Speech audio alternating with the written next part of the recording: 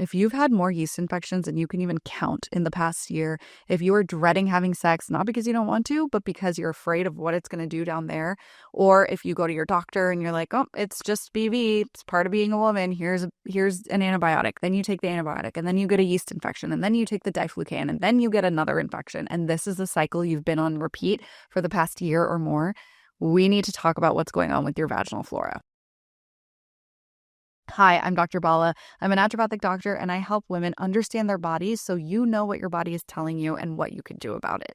So let's dive into today's topic of vaginal microbiome, what it is, what you need to do to keep your vagina happy, and what things are throwing it off that you might not even be aware of. First of all, what is a vaginal microbiome? Just like your gut has its own microbiome, so does your vagina, and a lot of women are unaware of this topic. And so we introduce things, we do things that can actually keep our microbiome unhappy. So the main bacteria that is found in our vagina is lactobacillus species. And this particular species helps to keep the environment in our vagina very acidic. And that acidity helps to ward off other pathogenic overgrowth. Things like STIs, things like yeast, things like BV that are going to populate in our vagina and cause infections. And so if this lactobacillus species is too low in our vagina, it can throw off the pH and it can alter our vaginal microbiome, making it more susceptible to infections. And there's a lot of things that can disrupt this ecosystem. Anything from antibiotics to semen to underwear to sweat to stress.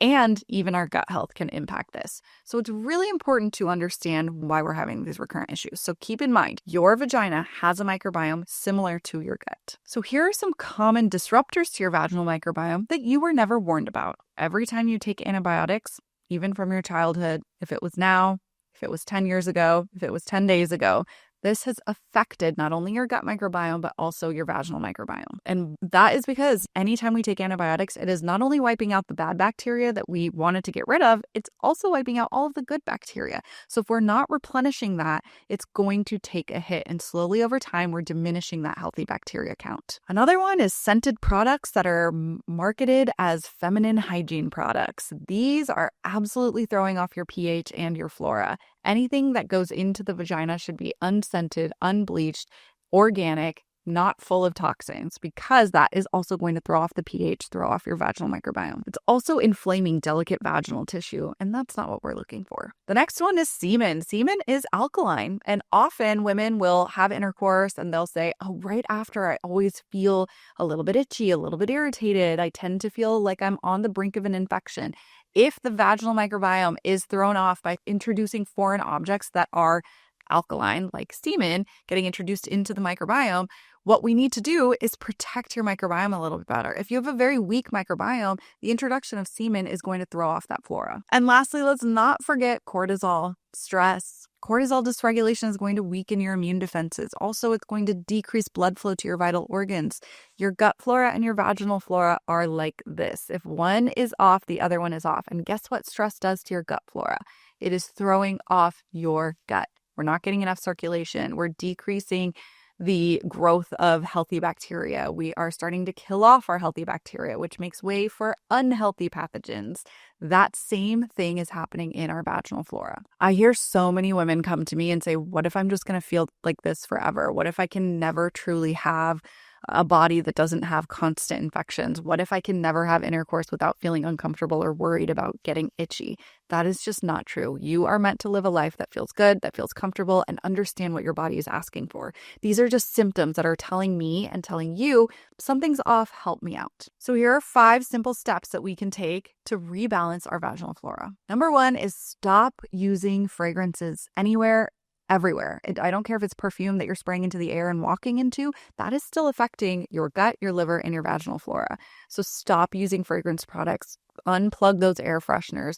Get unscented candles. Buy the unscented everything. Nothing in your home needs to be scented. There's a lot of phthalates and parabens and other stuff that go along with these fragranced products, and that is throwing off your liver metabolism. That is throwing off your gut flora, and again, affecting your vaginal flora. So start here. If you have a lot of fragranced products, if you use a lot of fragrances in general, perfumes, hair care products, skincare products, air fresheners, all of these things are disrupting your vaginal flora. So start there with eliminating that. And even that in the next month might make a huge difference for you. Number 2 is switch to gentle, non-toxic soaps. And know that you do not need to clean inside your vagina. Vulva is all you need to do. The outside of your groin and then the vulva is really all you need to clean.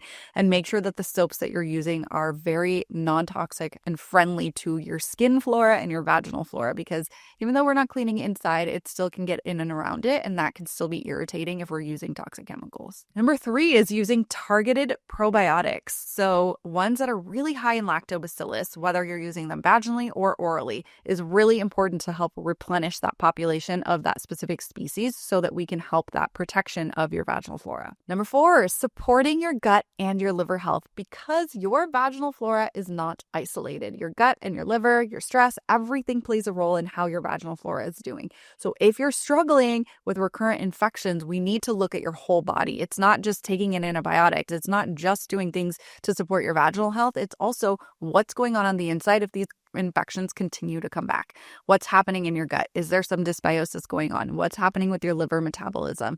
What's going on with circulation? All of these things are really important that are also going to be affecting your vaginal flora. So we have to address those pieces. And then lastly, be mindful post-sex. Make sure you are getting up, you are going to the bathroom after, you are wiping yourself, washing yourself if possible, and making sure that everything stays clean and dry, because that is going to create an environment for infections if we're not taking care of ourselves afterwards. So if you are living in fear of your body, if you're canceling plans, if you're wondering if this is going to be your life forever and you always have to plan around your vaginal infections, I need you to know there's so much more to your life. There's so much more that we can do.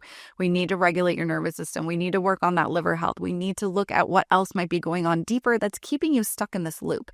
So if you need help with this, please schedule a discovery call. We can chat more in detail about what's going on with your body and how we can help it heal. So if you liked this content, if you found this educational, if you found any helpful information from this, please like and subscribe and come join me next time.